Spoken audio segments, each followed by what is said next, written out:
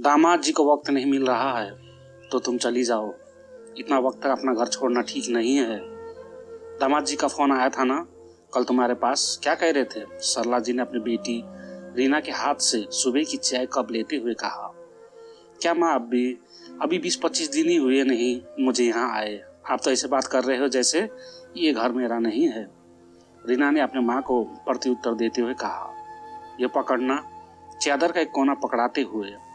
ऐसा नहीं है, लेकिन अभी शादी को 2 महीने भी नहीं हुए, तुम 4 बार आ गई, बात है कोई? अच्छा नहीं लगता।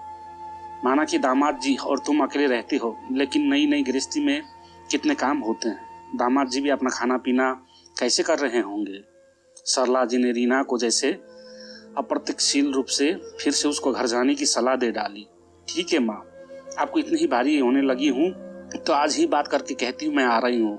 रीना तुनकते हुए नहाने चल दी। रीना सरला जी की इकलौती संतान थी। इसके पिता की मृत्यु तब हो गई थी जब वो 5 साल की थी। सरला जी को उनके पति की गवर्नमेंट जॉब मिल गई थी, जिसकी वजह से उन्हें भोपाल में अपना भरा पूरा परिवार छोड़कर रांची शिफ्ट होना पड़ा था। सरला जी ने रीना की परवरिश बड़े लाड़ प्यार से की थी, लेकिन उन्हें ऑफिस की जिम्मेवारी के साथ साथ अपने घर की जिम्मेवारी भी बखूबी निभाई थी। माँ, दरवाजे की घंटी बज रही है, प्लीज खोलो ना, मुझे थोड़ी देर और सोना है। कंबल से अपने मुंह ढकते हुए रीना ने आवाज दी, लेकिन घंटी लगातार बजती ही जा रही थी। पता नहीं कौन आ गया सुबह सुबह। माँ कहाँ हो तुम?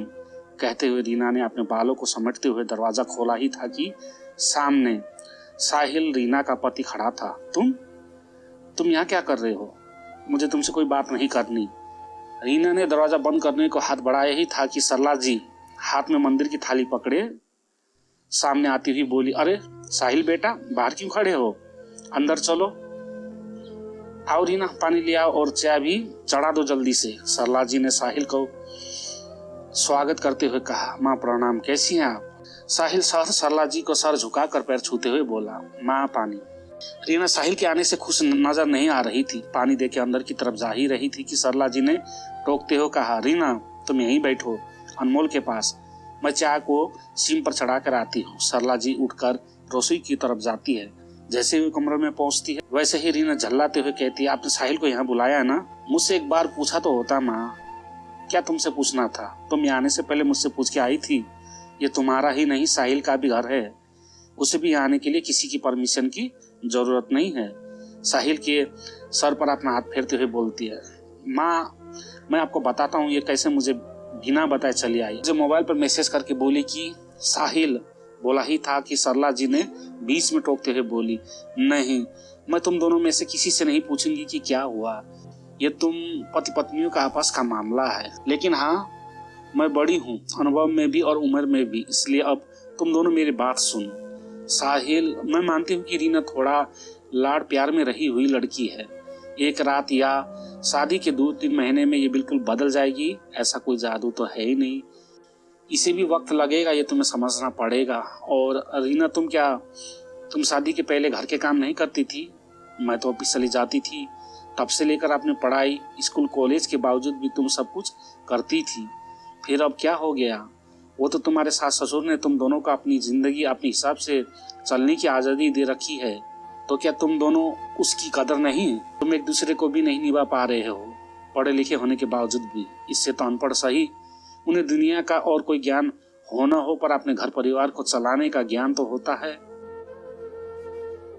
सरला जी ने जैसे रीना और अनमोल की जद्दोजहद को भाप लिया था।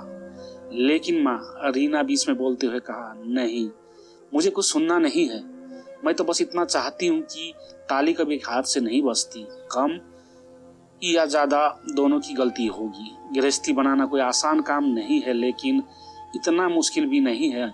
अगर आपस में सिर्फ दिल लगाए जाए तो तुम दोनों को एक दूसरे की भावनाओं की इज्जत भी करनी पड़ेगी, एक दूसरे को सही गलत में टोकना भी पड़ेगा। सुख हो या दुख, ये सफर सिर्फ तुम्हारा होना चाहिए। लड़ना झगड़ना, रूठना मनाना, ये सब इस सफर में समय समय पर आने वाले पड़ाव है। इन्हें मिलकर पार करोगे तभी ये सफर उतार चढ़ाव के बाद भी खूबसूरत लगेगा। अगर छोटी छोटी बातों पर अपने अहम को इतना महत्व दोगे, एक दूसरे का साथ छोड़ते रहोगे, तो एक दिन अकेले रह जाओगे। सरला जी ने दोनों का हाथ एक दूसरे के हाथ में देते हुए कहा, सॉरी। दोनों मुंह से एक दूसरे के लिए अनायास ही निकल पड़ा। दोनों के चेहरे पर फिर से मुस्कुराहट खिल गई। सरला जी बात को समझते हुए एकदम से बोली, तुम दोनों नाश्ता पानी वगैरह कर लेना, मैं ऑफिस जाके कर लूंगी। रीना, मुझे शाम को शायद देर हो जाए, तुम अपनी जाने की तैयारी कर लेना, बाकी मैं आके देखती हूँ। साहिल तुम्हें लेने आए हैं। सरला जी अंदर जाकर अपना पर्स लेते हुए बाहर की तरफ निकल ही रही थी कि रीना दौड़ते हुए आवाज लगाती है, हाँ ये फल ले जाओ, रास्ते में खा लेना। सरला जी के हाथ में देते हुए उनके हाथ पकड़ के बोली, थैंक यू माँ, लेकिन आपको कैसे पता चला? आप हमेशा की तरह सब कुछ जानती है माँ, मैंने तो अपनी तरफ से कोई हिंट भी नहीं दी थी ऐसी। मैं तेरी माँ हूँ, तेरी आंखों और चेहरे की मुस्कुराहट के ऊपर नीचे होते ही समझ जाती हूँ तेरे दिल का हाल। घर संभालना तुम दोनों की जिम्मेवारी है। मैं ये नहीं कहूंगी कि गलत सहन करो या अपने आत्मसम्मान से समझौता करो, लेकिन ये बात गांठ बांध लो कि तुम्हारा एक एक कदम मेरी परवरिश को गलत और सही साबित करता है। आइंदा इस तरह आने की जरूरत नहीं है। अब तुम्हारी कर्म भूमि तुम्हारा ससुराल है। अब जाओ। अनुमल सोच रहा होगा ये माँ बेटी फिर बातों में लग गई। मैं आती हूँ। सरला जी बड़े हल्के मन से ऑफिस की ओर चल दी। दोस्तों, आज के बदलते परिवेश में जहाँ गृहस्थी के मायने बदलते जा रहे हैं, वहाँ जरूरत है सरला जी जैसे माँ की, जो बेटी को सक्षम केवल पढ़ाई लिखाई में ही नहीं बनाती, बल्कि उन्हें जिंदगी को खूबसूरत बनाने के लिए जिम्मेदार भी बनाती है।